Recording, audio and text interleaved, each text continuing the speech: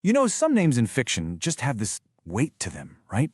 A kind of dread and mystery that just grabs your imagination. Well, today, we're diving deep into one of the most enigmatic and frankly terrifying names in all of horror. We're going to try and unravel the mythology of Shub Niggurath.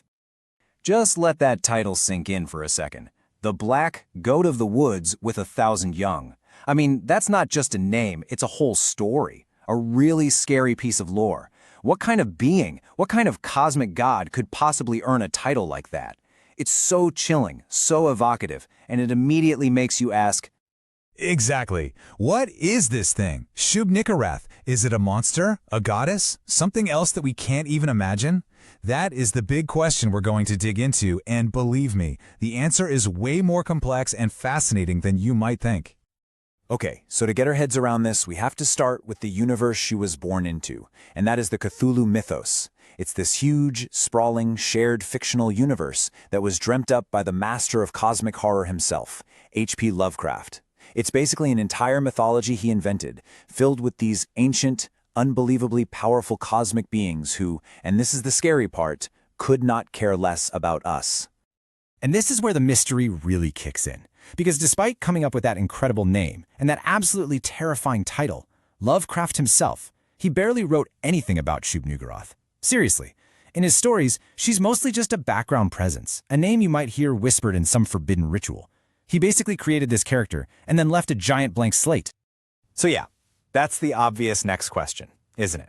If the guy who invented her gave us so few details, how in the world did Shub Niggurath become one of the most famous figures in the entire mythos? Where did all this lore we have today actually come from? Well, the answer is pretty cool, actually. It's all about how collaborative the Cthulhu Mythos was. See, Lovecraft would often edit or even ghostwrite stories for other authors. People call these revision tales. And it was in those stories, the ones written by other people, that the character of Shub Niggurath really started to get fleshed out and take shape. And this comparison just lays it all out there. On one side, you've got Lovecraft's original idea, just a name, a title, and this ominous feeling. But then you look at the revision tales, and suddenly she's something much more specific. She's a mother goddess, a figure of cosmic fertility, even the mate of another mysterious entity they call the not-to-be-named one. But her story was far from over. Alright, so let's jump forward and see how that early idea exploded into the monster we know today. Because after those first revision tales, Shub Niggurath's character kept changing and it took a much, much darker turn. So, in the decades since Lovecraft, tons of other writers and creators have put their own spin on the character.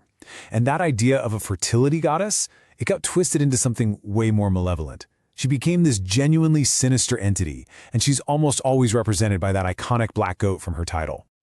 You can see this perfectly in modern pop culture, too. Like in the Call of Cthulhu card game, Shub Niggurath isn't some vague concept. No way. She is a powerful, tough-as-nails leader of monstrous hordes. Her whole thing in the game is to just overrun you with her myriad new followers. So the Mother Goddess has officially become a monster queen. So, when you boil it all down, you see this really dramatic transformation.